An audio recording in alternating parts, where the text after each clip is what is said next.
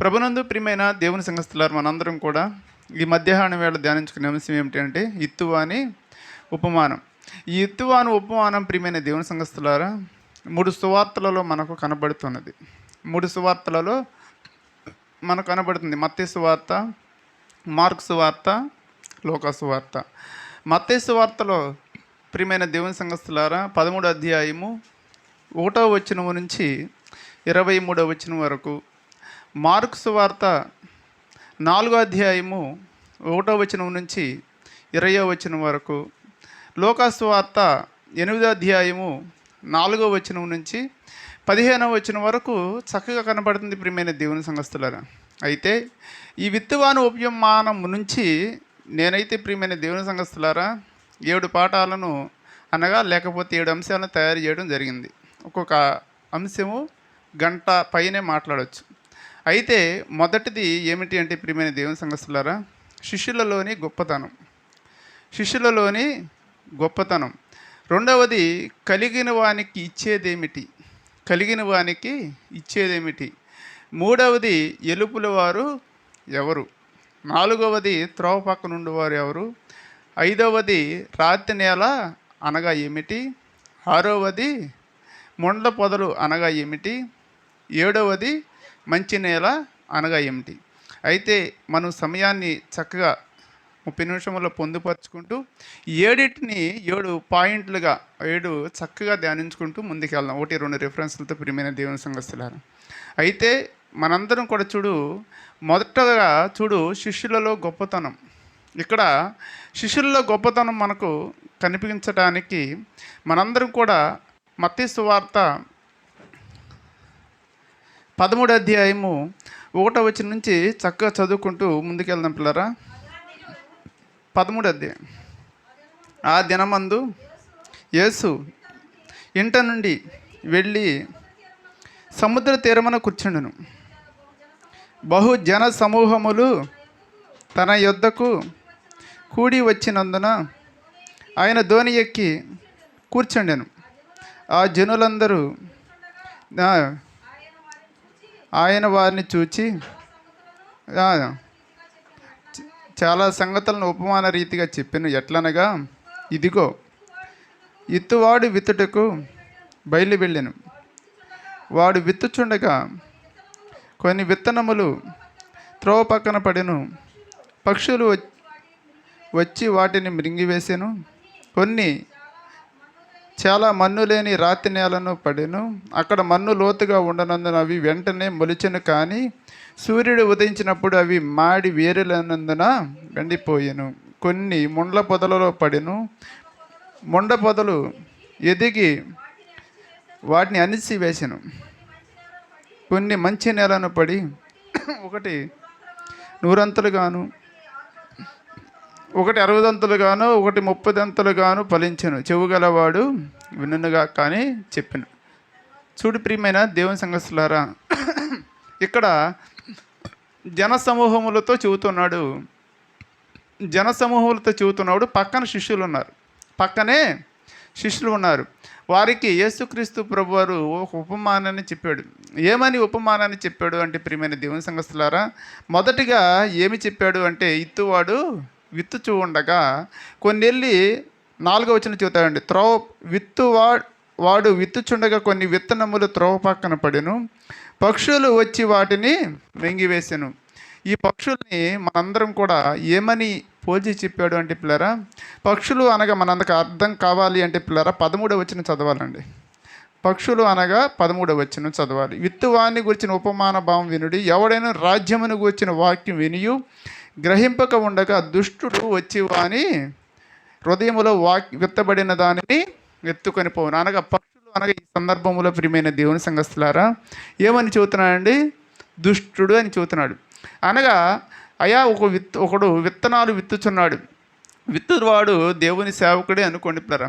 విత్తనం అనగా వాక్యము. అది లూకా సువార్త 8వ అధ్యాయం 12వ వచనంలో స్పష్టంగా రాశాడు పిల్లరా. విత్తనము అనగా వాక్యము అని రాస్తే వారికి అక్కడ వచ్చిన జన సమూహములకు చెబుతూ ఉన్నాడు.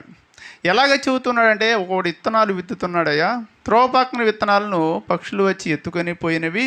తర్వాత చూడు 5వ వచనంలో ఏం చెబుతున్నాడంటే, రాతి నేలను గురించి చక్కగా చెబుతున్నాడు. కొన్ని చాలా మన్ను లేని రాతి నేలను పడెను, అక్కడ మన్ను లోతుగా ఉండనందున అవి వెంటనే మొలిచెను, కానీ సూర్యుడు ఉదయించినప్పుడు అవి మాడి వేరులేనందున ఎండిపోయాను అని 5-6 వచనాలలో రాతి నేలను గురించి స్పష్టంగా చెబుతాడు పిల్లలు.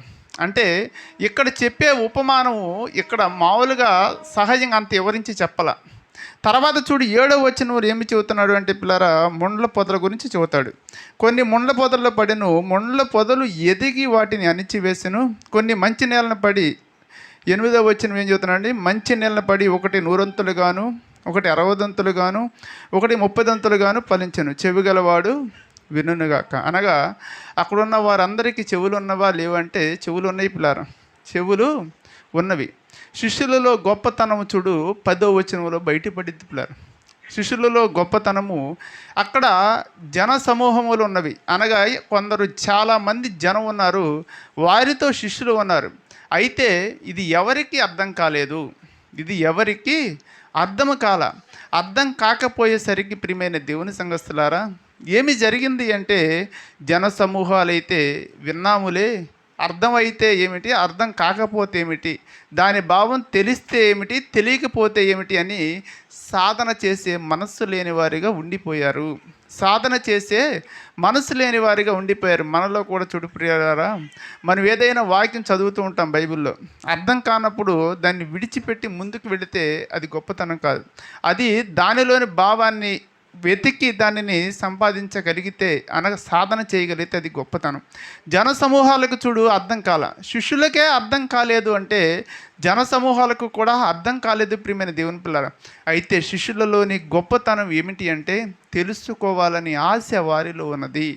తెలుసుకోవాలని ఆశ, ఇది మాకు అర్థం కాలేదు అని వారు విడిచిపెట్టనికుండా దీని యొక్క భావాన్ని మేము తెలుసుకోవాలి. తెలుసుకోవడానికి ఎవరి దగ్గరికి వెళ్ళి అడగాలి అంటే, జ్ఞాని అయిన యేసుక్రీస్తు దగ్గరికి వెళ్ళి అడగాలని యేసుక్రీస్తునే అడుగుతున్నారు. 10వ వచనంలో శిష్యులలో గొప్పతనము స్పష్టంగా అర్థమైంది పిల్లరా. 10వ వచనంలో తర్వాత శిష్యులు వచ్చి,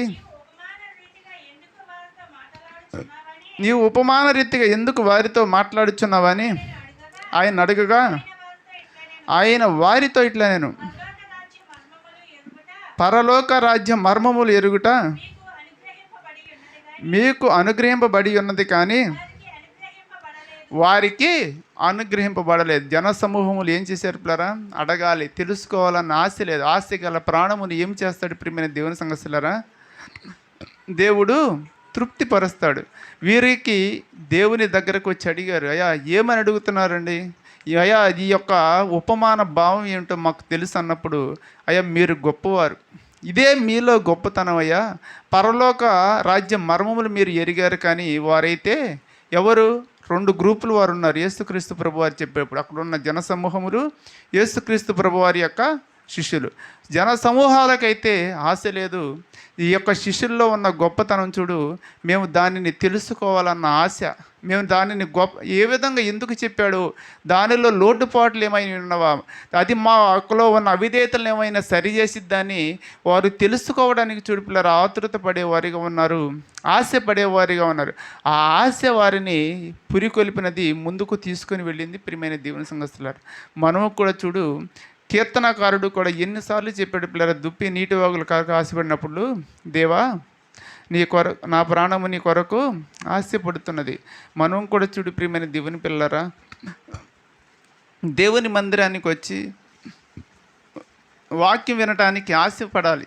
ఆ ఆశ మనల్ని దేవుని మందిరానికి తీసుకుని వచ్చింది. ఆశ లేకపోతే మనం దేవుని మందిరానికి రాము పిల్లరా. బుధవారము శనివారం చూడు ఎంతమంది రాలేకపోతున్నారో ఒక్కసారి అర్థం చేసుకోండి. అంటే పదే చెప్పడం కాదు పిల్లరా, దేవుని దగ్గరకు వచ్చి, దేవుని మందిరం దగ్గరకు వచ్చి మనం దేవుని వాక్యాన్ని విన్నాము అంటే ఆ వాక్యం మనల్ని ఎప్పటికప్పుడు శుభ్రం చేసిద్ది ప్రియమైన దేవుని పిల్లరా. ఒకరోజు చూడు, మనము నోరు కడుక్కోనకపోతే మన నోరు దుర్వాసన కొట్టి ఎలాగ ఉంటాం పిల్లరా, అపరిశుభ్రంగా ఉంటాం. అదేవిధంగా చూడు, దినదినము వాక్యంతో మనల్ని మనం కడుక్కుంటేనే మనం శుభ్రంగా ఉంటాం. అదేవిధంగా వాక్యంతో మనం కడుక్కొనకపోతే మనం మురికి వారిగా మారిపోతాం ప్రియమైన దేవుని సంగతులారా. కాబట్టి చిన్నవాడినైనా పెద్దవాడినైనా మీకు వాక్యాన్ని బట్టి చెప్పేది ఏమిటంటే పిల్లరా, రాలేని వారు, ఏవైనా సమస్యలు ఉన్నవారు రాకపోతే దేవుడికి తెలుసు. కానీ రాగలిగి ఎందుకు రాలేకపోతున్నారో మనం ఒక్కసారి పరిశీలన చేసుకుందాం. యేసుక్రీస్తు శిష్యుల్లో గొప్పతనం చూడు పిల్లరా. దేవుడు ఒక మాట చెప్పాడు, ఆ మాట అర్థం కావడానికి దేవుని దగ్గరకు వచ్చి అడుగుతున్నారు పిల్లరా. అయ్యా దీనిలో భావమే అన్నప్పుడు అది యేసుక్రీస్తు ప్రభువారు గ్రహించిన వాడై, తెలుసుకునే వాడై ఏమి చెబుతున్నాడు ప్రియమైన దేవుని పిల్లరా, మీరు పరలోక రాజ్య మర్మములను ఎరిగిన వారైతే ఎరగని వారై ఉన్నారు. మనం పరలోకం రాజ్య మర్మములను ఎరగాలి అంటే దేవుని వాక్యం నిరంతరము కూడా వినేవారిగా ఉండాలి. దేవుని వాక్యమును నిరంతరం వినేవారిగా ఉండాలి.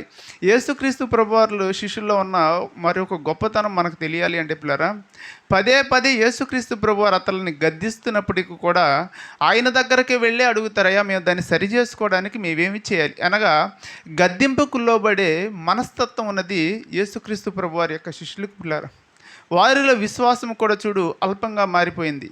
తర్వాత చూడు విశ్వాసం లేకపోయేటప్పటికీ లోకాసు వార్త 17:5 యేసుక్రీస్తు ప్రభువారి దగ్గరికి వెళ్ళి అపోస్తులు అడుగుతారయ్యా మా విశ్వాసం మేము ఎలా వృద్ధిపరుచుకోవాలి అనగా, తమలో ఉన్న అవిధేయతలను చెప్పినప్పుడు వాటిని సరిదిద్దుకోవడానికి, వాటిని మార్చుకోవడానికి వారు సలహాలు అడిగే స్థితికి వెళ్ళిపోయారు. అనగా మమ్మల్ని మేము సరిదిద్దుకోవాలనే ఒక జ్ఞానవంతులు యేసుక్రీస్తు ప్రభువారి యొక్క శిష్యులు పిల్లారు. వారిలో ఆ గొప్పతనం ఉన్నది. ఇంకా దీనికి రిఫరెన్స్లు ఏం కోడ్ చేయట్లేదండి. యేసుక్రీస్తు ప్రభువారి యొక్క శిష్యుల్లో ఉన్న గొప్పతనం ఏమిటి అంటే, తెలియని దానిని తెలుసుకునే మనస్సు కలిగిన వారు. రెండవది చూడు, రెండవ లక్షణం ఏమిటి ప్రియమైన దేవుని పిల్లరా, 12వ వచనంలో చెబుతాడు, కలిగిన వానికే ఇయ్యబడును, వానికి సమృద్ధిగా కలుగును, లేని వానికి కలిగినదియు వాని యొద్ద నుండి తీసివేయబడును. ఈ లోకంలో చూడు నానుడు ఎలాగ ఉన్నది పిల్లరా, కలిగిన వానికే ఇవ్వడం అంటే చూడు దేవుడు ఉన్నవానికి ఇస్తున్నాడు, లేని వాడిని భేదవానిగానే తీసేస్తున్నాడు అని ఈ లోకంలో నానుడు అలాగే ఉంది. అనగా స్పష్టంగా అర్థం అవటానికి ఏమిటంటే పిల్లరా, ధనవంతులకే దేవుడు ధనాన్ని ఇస్తున్నాడు, ధనం లేని వారికి దేవుడు ధనాన్ని ఇవ్వటం లేదు. ఉన్నవారినే దేవుడు మహా ధనవంతులుగా చేస్తున్నాడు, లేని వారిని మహా కటికి భేదులుగా చేస్తున్నాడు అని చూడు ప్రియమైన దేవుని సంగతులారా. సమాజంలో అదే నానుడు ఉంటే వారికి వాక్యము తెలియదు కాబట్టి ఆ విధంగా అనుకోవడంలో పొరపాటు లేదు, తప్పు లేదు. ఒక రకంగా ఆలోచిస్తే పిల్లరా, వాక్యం తెలిసిన నేటు ఉన్న క్రైస్తవులు కూడా చూడు దీని యొక్క రెఫరెన్స్ని చూపించి దీన్ని 13 డినామినేషన్స్ ఈ విధంగా ప్రకటన చేస్తున్నాయి పిల్లరా. పేర్లు కాదు కానీ ఏ విధంగా చేస్తున్నాయి అంటే, ధనాన్ని దేవుడు ఉన్నవానికి ఇస్తున్నాడయ్యా, లేని వానికి కాదు, ఉన్నవానికి, ఇది కలిగిన వానికి ఇవ్వటం అంటే ధనం ఉన్నవానికే ధనం ఇవ్వటం అని వారు చక్కగా వివరించుతూ జరుగుతున్నది. అది కాదు. పైన ఈ 12వ వచనం మనకు అర్థం కావాలి అంటే 11వ వచనం ఏమి చెప్పాడు పిల్లరా, మీరు పరలోక మర్మములను ఎరిగిన వారు అని చెప్పాడు. ధనం ఉన్నవానికి ధనం ఇస్తున్నాడు అని ఇక్కడ యేసుక్రీస్తు ప్రభువారు చెబుతూ ఉంటే ఇది తప్పు అని మనం సరిచేయడానికి దేవుని వాక్యం మనకు స్పష్టంగా చెబుతుంది పిల్లరా.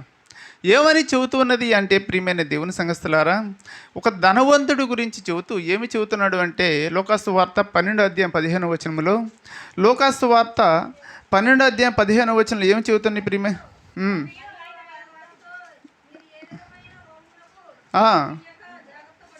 జాగ్రత్త పడుడి, ఒకని కలిమి విస్తరించుట వాని జీవమునకు మూలము కాదు. కలిమి విస్తరిస్తే జీవము కాదు అని చెప్పిన యేసుక్రీస్తు ప్రభువారు కలిగిన వానికే ఇస్తాడు అని చెబుతాడు ప్రియమైన దేవుని పిల్లల ధనం విషయమై.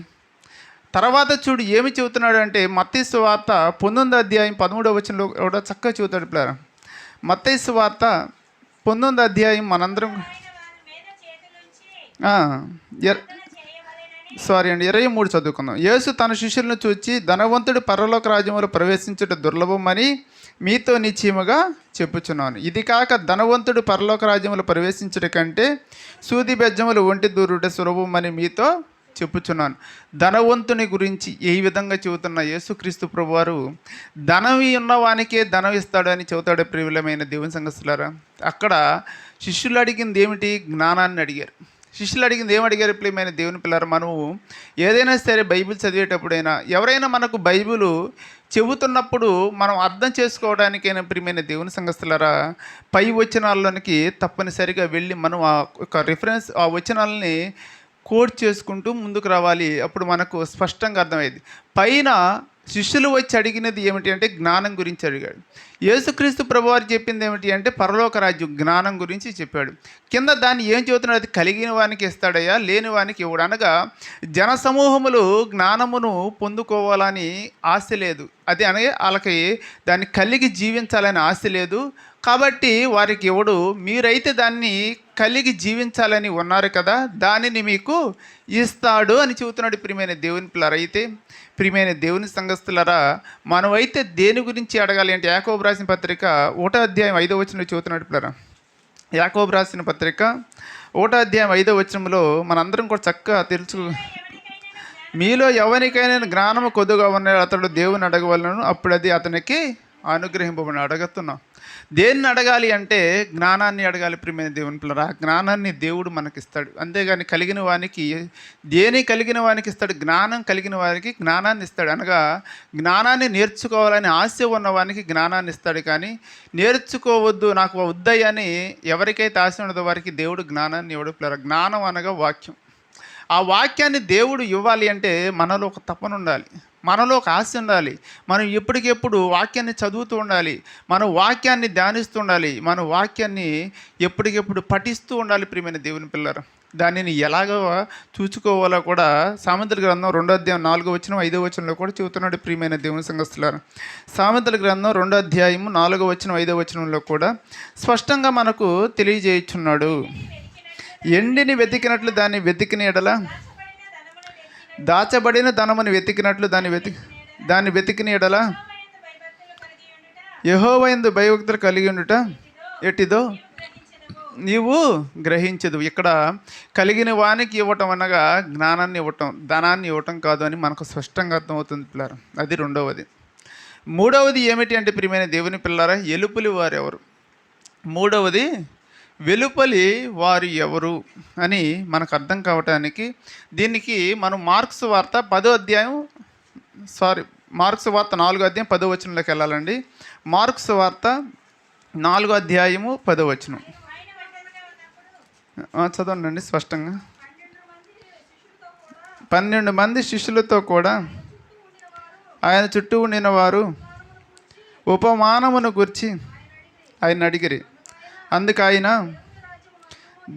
దేవుని రాజ్య మర్మమును తెలుసుకొనుట మీకు అనుగ్రహింపబడి ఉన్నది, కానీ వెలుపల ఉండేవారు ఒకవేళ దేవుని వైపు తిరిగి పాప క్షమాపణ పొందుదురని వారు చూచుటకైతే చూచియు, కనుగొనుటకై వినుటకైతే వినియు, గ్రహింపక ఉండుటకును అన్నియు ఉపమాన రీతిగా వారికి బోధించునని వారితో చెప్పాను.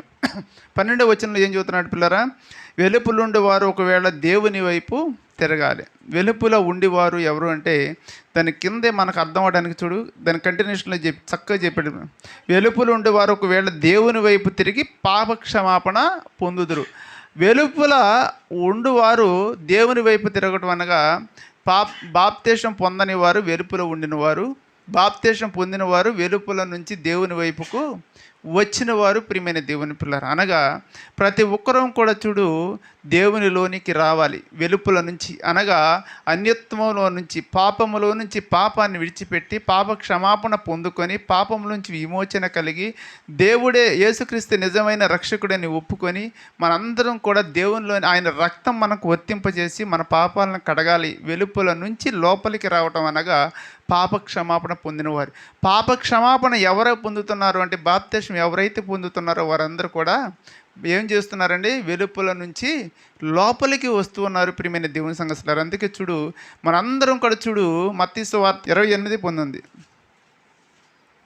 కాబట్టి కాబట్టి మీరు వెళ్ళి సమస్త జనులను శిష్యులుగా చేయడి, తండ్రి యొక్కయు కుమారుని యొక్కయు పరిశుద్ధాత్మ యొక్క నామములోనికి వారికి బాప్తిసము ఇచ్చును.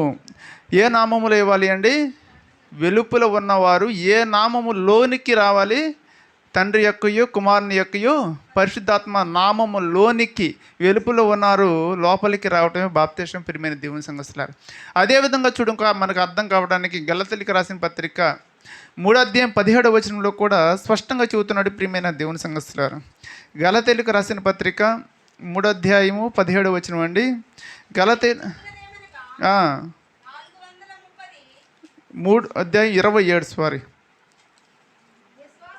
విశ్వాసం వలన దేవుని కుమారులై ఉన్నారు, క్రీస్తులోనికి బాప్తిసం పొందిన మీరందరూ క్రీస్తుని ధరించుకొని. బాప్తిసం పొందిన మీరందరం అనగా మనమందరము క్రీస్తుని ధరించుకొని ఉన్నాం. అనగా క్రీస్తులోనికి వచ్చేసాం ప్రియమైన దేవుని పిల్లరా. ధరించుకోవటం అనగా ఈ చొక్కాని ధరించుకోవటం అనగా ఈ చొక్కాలోనికి మనం వెళ్ళటం.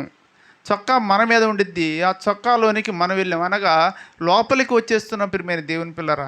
వెలుపలి వారు ఎవరు అనగా బాప్తిసం పొందినవారు. కాబట్టి ప్రియమైన దేవుని సంఘస్థులారా, మనం ఎన్ని దినాల నుంచి, ఎన్ని నెలల నుంచి, ఎన్ని సంవత్సరాల నుంచి వచ్చి పాటలు పాడినా, ప్రార్థన చేసినా, వాక్యపట్నం చదివినా, మనము బాప్తిసం తీసుకోనకపోతే మనం వెలుపల వారమే, లోపలి వారం కాదు ప్రియమైన దేవుని సంఘస్థులారు.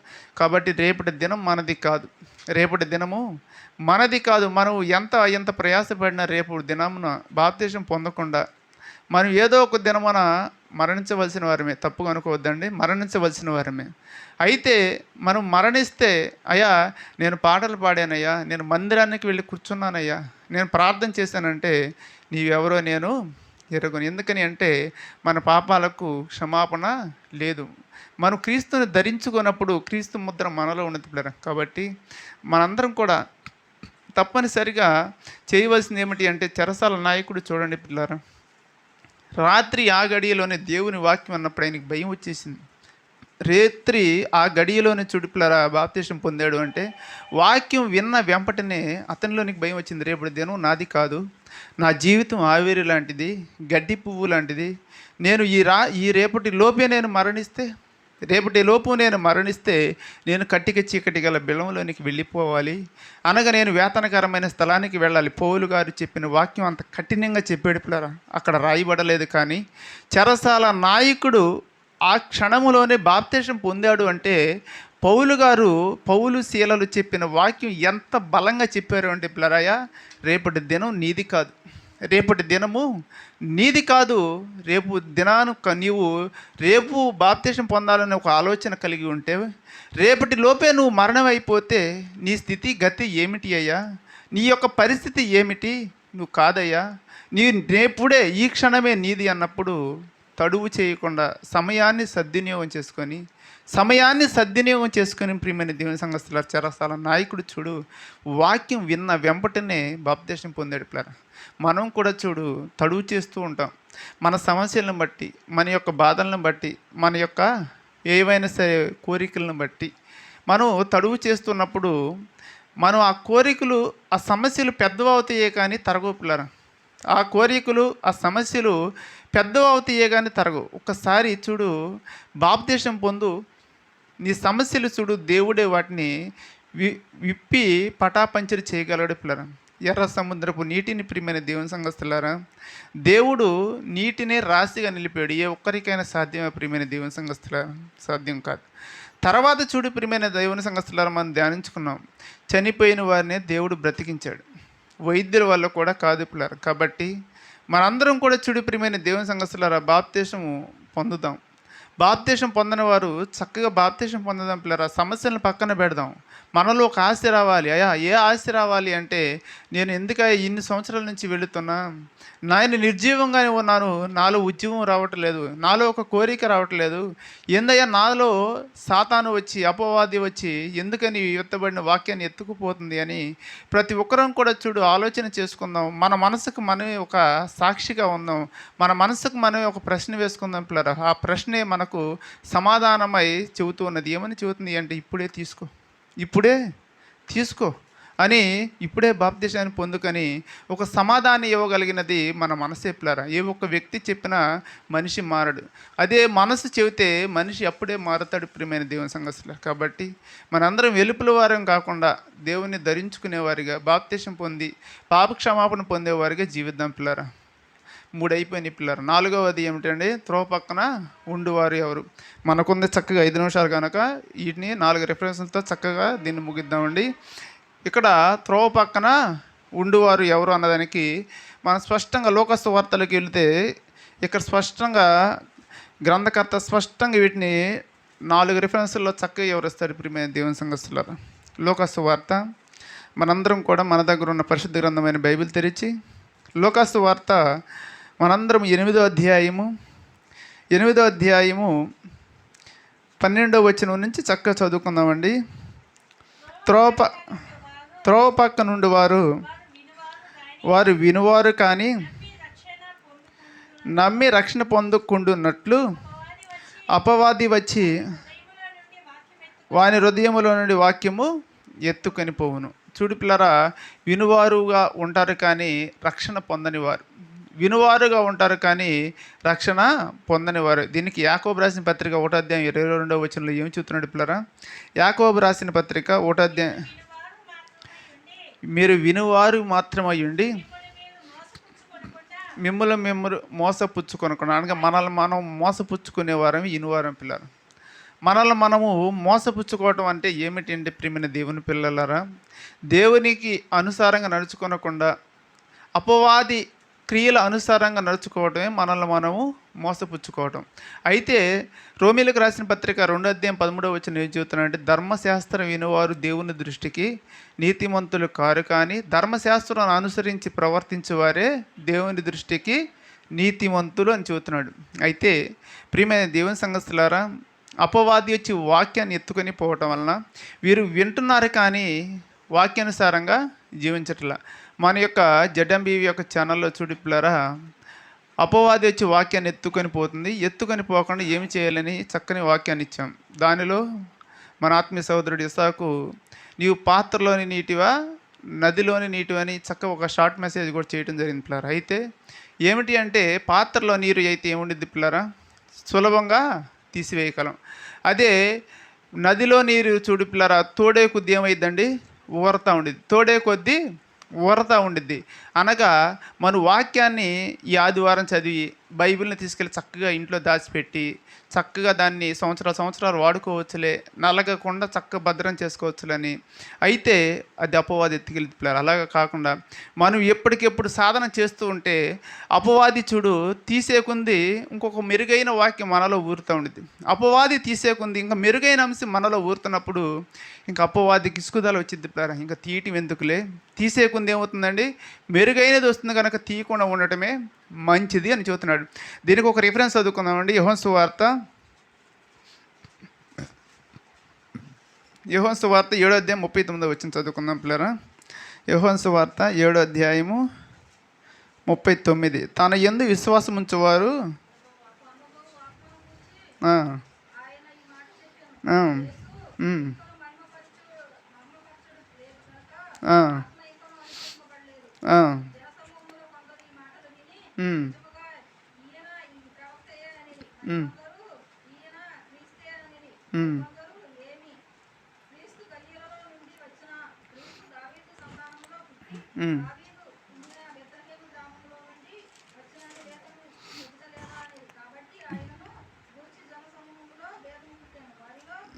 విశ్వసించు వాని హృదయంలో నుండి జీవజల నదులు బిగ్గరగా పారయ్యని ఉండిద్దిపారు. విశ్వసించు వాని హృదయంలో నుంచి జీవజల నదులు ఏమవుతాయండి? బిగ్గరగా పారతాయి. అనగా మనందరం కూడా విశ్వాసం ఉంచి వాక్యాన్ని ఎప్పటికెప్పుడు పఠిస్తూ ఉండాలి. వాక్యము ఒక అరగంట చదివేమలే, ఒక పావు గంట చదివేమలే, గంట చదివేమలే అనటం కాదు ప్రియమైన దేవుని సంగతులు. ఎప్పటికెప్పుడు వాక్యాన్ని ఒక సాధన చేస్తూ ఉంటే అపవాది మన హృదయంలో ఉన్నదానిని ఎత్తుకొని పోదు ప్రియమైన దేవుని సంగతులు. ఇది వీరు ఎవరు త్రోవ పక్క నుండి వారు ఎవరు అంటే, ఆదివారము లేక మందిరానికి వచ్చినప్పుడు మాత్రమే బైబిల్ని చేతపట్టుకొని వాక్యాన్ని చదివేవారు. తర్వాత రెండో తెగవారు ఎవరు ప్రియమైన దేవుని సంగతులారా? రాతి నేలన వారెవరు? రాతి నేల అనగా ఏమిటి? లోకసు వార్త మనందరం కూడా లోకాసు వార్త 8వ అధ్యాయము. మనందరం మన దగ్గర ఉన్న పరిశుద్ధ గ్రంథమైన బైబిల్ తెరిచి లోకాసు వార్త 8వ అధ్యాయం 13వ వచనం చదువుకుంటే, రాతి నేల నుండి వారు ఎవరనగా వినున్నప్పుడు వాక్యం సంతోషంగా అంగీకరించేవారు, కానీ వారికి వేరు లేనందున కొంచెము కాలము నమ్మి శోధనల కాలమున తొలగిపోదురు. వీరు చూడు వాక్యాన్ని వింటారు, సంతోషంగా అంగీకరిస్తారు, అనగా బాప్తిసం తీసుకుంటారు. శోధనలు రాగానే చుడి ప్రియమైన దేవుని పిల్లరా దేవుని విడిచిపెట్టేస్తారు పిల్లరా. వీరు దేనిలో శోధనలు వస్తున్నాయి అంటే ఇది స్పష్టంగా తెలియాలి అంటే మత్తయి సువార్తలోకి వెళ్ళాలి. మత్తయి సువార్త 13వ అధ్యాయము. మనందరం కూడా మన దగ్గర ఉన్న పరిశుద్ధ బైబిల్ తెరిచి మత్తయి సువార్త 13వ అధ్యాయము 20వ వచనంలో స్పష్టంగా రాస్తాడు పిల్లలు. రాతి నేలను విత్తబడిన వాడు వాక్యం విని వెంటనే సంతోషంతో దాన్ని అంగీకరించేవాడు, అయితే అతనిలో వేరు లేనందున అతడు కొంతకాలం నిలుచును, కానీ వాక్యము నిమిత్తము, ఈ వాక్యం కోసం ఇక్కడికి వచ్చాను పిల్లలు. వాక్యం అని అక్కడ దానిలో లోకా గారు కోడి చేయలేదు. మత్తయి గారు అయితే వాక్యము నిమిత్తము ఏం చేశాడండి, శ్రమ అయినను హింస అయినను శ్రమైన హింస కలుగు కానీ అతడు అభ్యంతరపడును. అనగా మన వాక్యాన్ని ప్రకటిస్తూ ఉన్నాం, వాక్యాన్ని వేరొకరికి వినిపిస్తూ ఉన్న క్రమంలో మనకు శ్రమలు వచ్చిన, కష్టాలు వచ్చినా దాన్ని ఎట్టి పరిస్థితుల్లో వదలకూడదు పిల్లలు.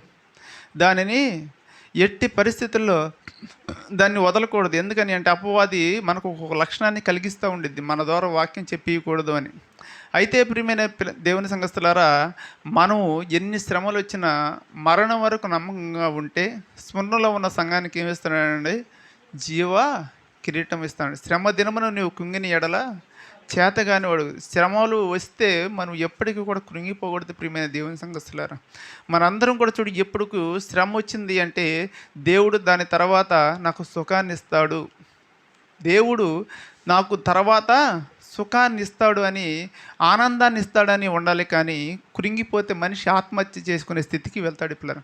ఒక మనిషి ఆత్మహత్య ఎందుకు చేసుకుంటున్నాడంటే ప్రియమైన దేవుని పిల్లారా, ఒక విషయమై కృంగిపోయి దాన్ని పదే పదే ఆలోచించి ఇక నా వల్ల ఏమీ కాదు, నేను బ్రతకటము అనవసరము, నేను ఇంకా బ్రతికి ఏం ప్రయోజనం అని మనిషి యొక్క ఆలోచన కలిగి ఆత్మహత్యకు వెళ్ళిపోతున్నాడు. అనగా ప్రియమైన దేవుని పిల్లలారా, మనందరం చింత లేని వారమై ఉండాలి. దేవుని పిల్లలు చింత కలిగిన వారుగా ఉండకూడదు. దేవుని పిల్లలు ఏదైనా చింత కలిగితే దేవునికి ప్రార్థన చేయాలి. కానీ మనందరం కూడా దానిని ఆలోచించుకుంటూ దేవుణ్ణే వదిలిపెట్టి వేసి లోకంలోనికి పూర్తిగా వెళ్ళిపోకూడదు పిల్లరా. దేవుణ్ణే వదిలిపెట్టి వేసి పూర్తిగా మనం లోకంలోనికి వెళ్ళిపోకూడదు. దీన్ని చూడు పిల్లరా, కొరింథీయులకు రాసిన 2వ పత్రిక 1వ అధ్యాయం 5వ వచనం చక్కగా చదువుతున్నాడు పిల్లరా. కొరింథీయులకు రాసిన 2వ పత్రిక 1వ అధ్యాయము 5వ వచనంలో చక్కగా పొందుపరిచాడు గ్రంథకర్త. క్రీస్తు యొక్క శ్రమలు మాయందు నాకు,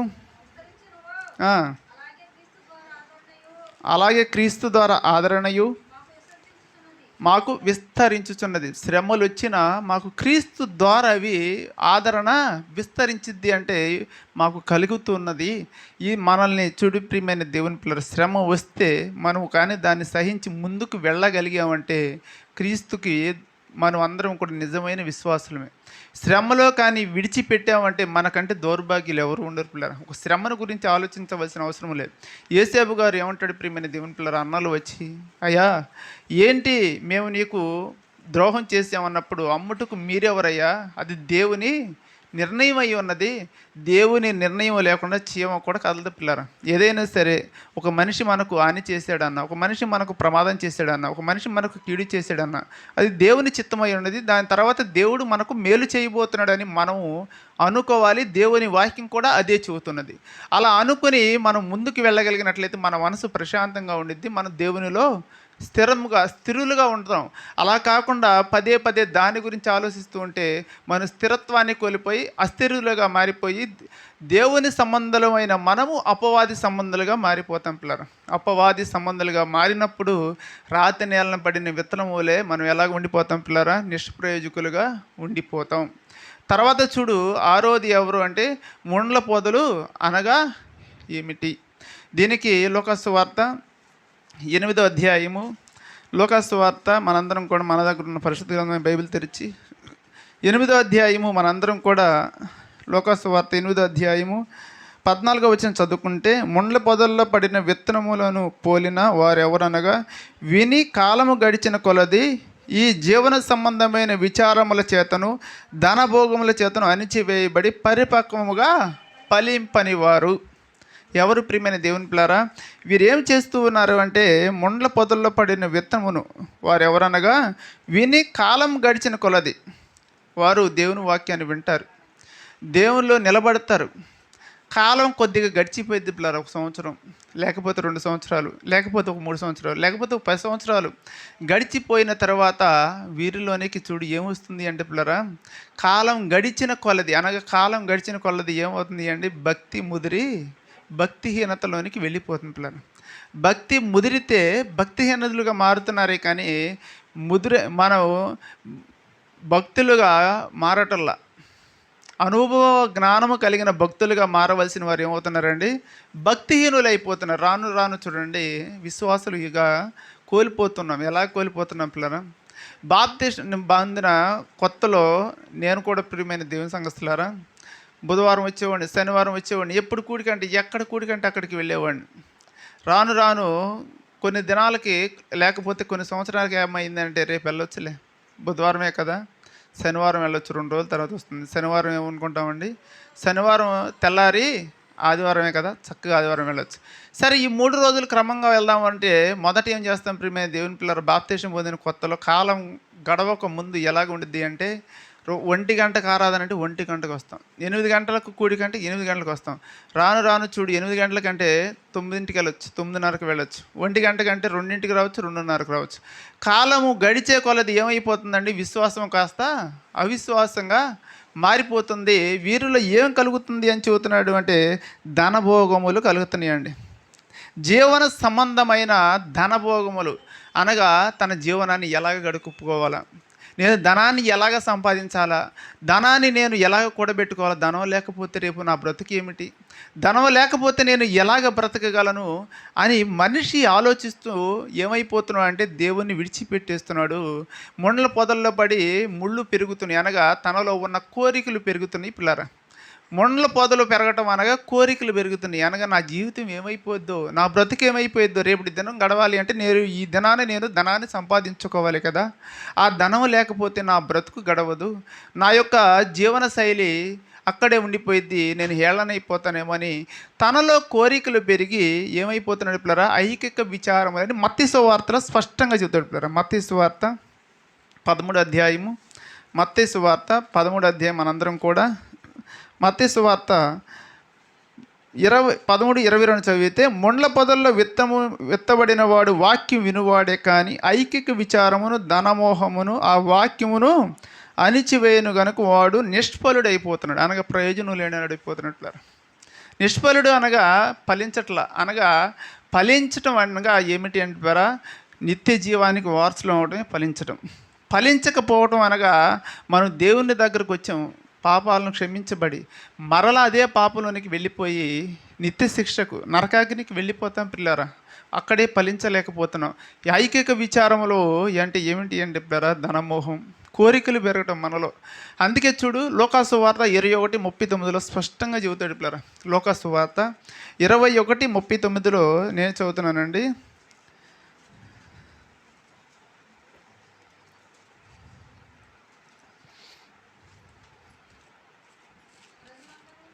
లోకాసు వార్త చదువుతున్నానండి 21:34 పిల్లరా.